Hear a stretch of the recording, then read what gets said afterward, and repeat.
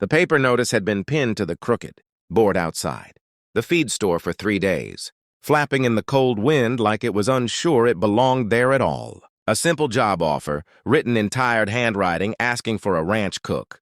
No promises, no exaggeration, no hope between the lines. Just need. And on the morning when the sky was gray and heavy with old regrets, a widowed mother with children stood in front of it, folded the paper into her coat pocket, and unknowingly stepped into a moment that would change 2 broken lives forever. Before we go any further, if you believe in kindness, second chances, and the quiet miracles that happen when people least expect them, please take a moment to like this video, share it with someone who needs hope, leave a comment, and subscribe to the channel Wild West Tale. Your support helps keep stories like this alive. The rancher, who posted the notice, had long stopped believing in anything other than work. His land stretched wide and empty, the fences repaired more out of habit than care, the house standing solid but hollow, like a body that had forgotten what warmth felt like. Years ago, laughter had lived there. Years ago, meals had been shared at a long wooden table. But loss had a way of thinning sound, draining color, until life became something you survived instead of lived. He worked from before sunrise to after dusk. Not because the ranch demanded it, but because silence did. Cooking had become another chore he barely managed. A few burned pans and cold meals swallowed without thought. The notice wasn't hope. It was exhaustion.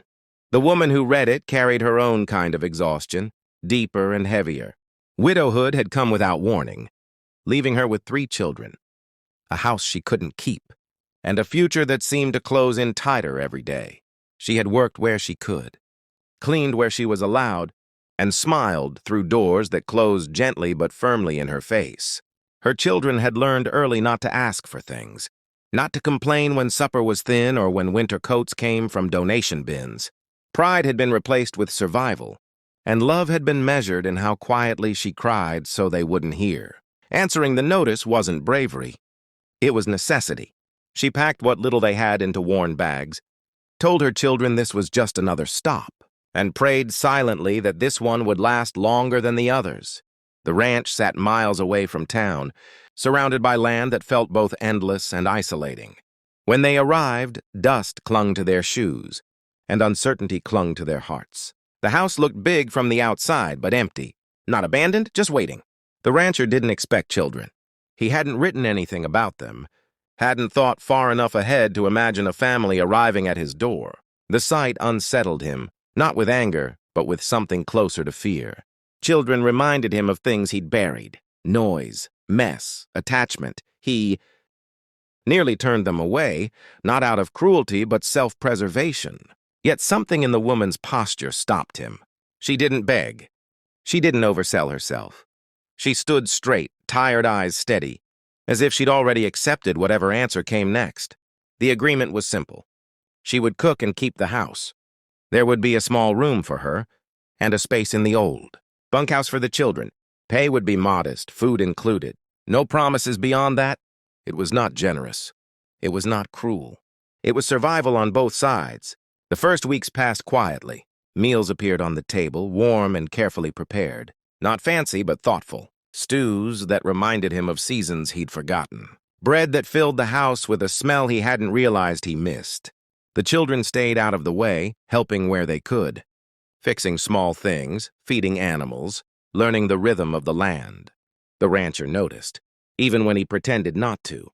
He noticed how the house felt less empty, how the silence no longer pressed so hard. The woman worked tirelessly, not just with her hands, but with her heart. She cleaned corners that had gathered years of dust. She repaired torn curtains instead of throwing them away. She spoke gently to the animals, and they responded. At night, when the children slept, she allowed herself to sit on the edge of the bed and feel the weight of the day. Grief didn't leave her. It lived alongside everything else. But for the first time in a long while, it wasn't winning. The rancher struggled with the change. Kindness unsettled him. He didn't know how to respond when the children smiled at him, when a plate was set for him without resentment, when the house began to feel lived in instead of endured. He told himself it was temporary, that people always left, that attachments only made the ending worse.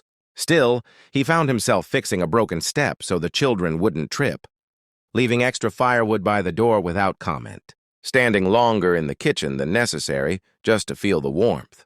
Winter came hard that year. Storms rolled in without mercy, cutting off roads and testing old fences. Work doubled. Supplies ran low. The rancher pushed himself too far, driven by habit and stubbornness. When illness finally caught him, it knocked him flat, leaving him feverish and weak, unable to tend to the land he'd relied on for identity. It was the woman who stepped in without hesitation. She took over where she could, organized the children to help, rationed food carefully, and sat by his door at night, listening for signs he might need her. For the first time since his loss, he was forced to be still, forced to accept care. The vulnerability terrified him more than the sickness. Yet it was in those quiet days that something shifted. He saw not a hired hand, but a partner in survival, not a burden, but a presence that strengthened rather than weakened him. The children changed, too. They laughed more freely. They slept better. They began to believe this place might be more than temporary. The ranch became part of their world, not just a stop along the way. They learned responsibility, resilience, and the unspoken language of the land. The woman watched them grow steadier, and hope, fragile but real, began to take root. When spring arrived, it brought challenges of its own. Repairs needed attention. Finances were tight. Old fears resurfaced. The rancher faced decisions he'd avoided for years, about the future of the land and his own life. The woman faced the possibility that stability might once again slip through her fingers. Neither spoke of it, but both felt the tension beneath the surface. What held them together was not romance or promises, but something quieter and stronger. Mutual respect, shared hardship, the understanding that healing didn't come in grand gestures, but in consistency, in showing up, in choosing to care even when it was easier not to. The turning point came not with celebration, but with truth. The rancher realized that the life he had been guarding so fiercely was empty, without people to share it. The woman realized that she was no longer just surviving. She was building something. Together, they stood at the edge of change, unsure but willing. As time passed, the ranch thrived in ways it hadn't in years, not because of profit, but because of purpose. The house held laughter again. The land responded to care, and two broken lives, stitched together by necessity, found something close to peace. If this story has touched your heart even a little, if it reminded you that kindness can grow in the most unlikely places, please take a moment now to like this video, share it, and subscribe to Wild West Tale. Your support keeps stories like this alive and reaching the people who need them most. Before we reach the end, we have one special request.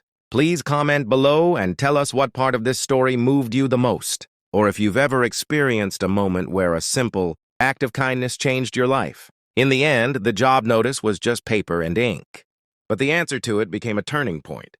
Not just for a rancher who had forgotten how to live, but for a widowed mother and her children who had almost forgotten how to hope. Sometimes life doesn't change with grand plans or perfect timing.